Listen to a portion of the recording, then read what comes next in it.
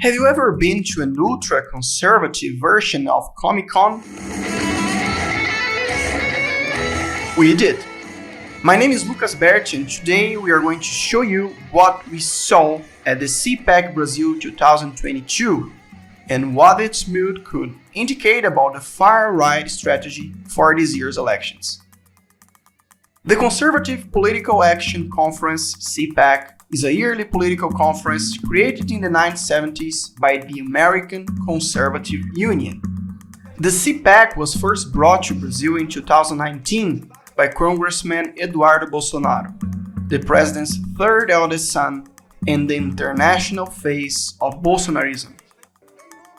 The first two editions in the country were held in São Paulo and Brasília, but this year's choice of Campinas eyes up a campaign that will be more focused on Brazil's vast interior regions. Flanking Eduardo Bolsonaro, Javier Milei and José Antonio Castro talked about a right-wing alliance in South America to counter the São Paulo Forum, which has lost its importance but remains a boogeyman to the right.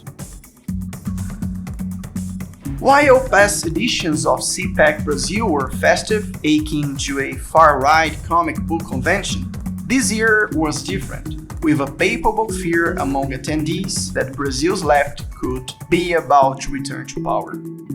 With Lula as the front-runner for this year's elections and leftist leaders winning the popular vote across the continent, the event's mood was mostly focused on defense, outlining strategies to avoid the defeat of the far-right in the next elections.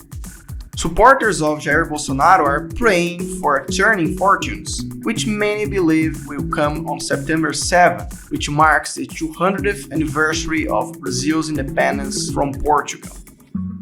On the public holiday, the far-right plans to copy last year and hold major street protests, which are sure to be full of anti-democratic messages. Even more so than in 2021, CPAC's target was Brazil's Supreme Court and electoral authorities. For years now, Mr. Bolsonaro has tried to sow distrust in Brazil's state-of-the-art electronic voting system without ever offering a shred of evidence to support his claims that ballot boxes are susceptible to fraud.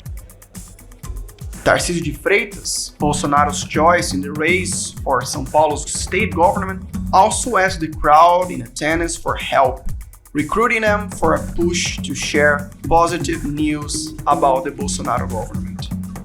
The former cabinet minister called on each of the 1,000 CPAC participants to create at least 50 WhatsApp groups and help President Bolsonaro in the narrative war against the election's clear frontrunner, former President Luiz Inácio Lula da Silva.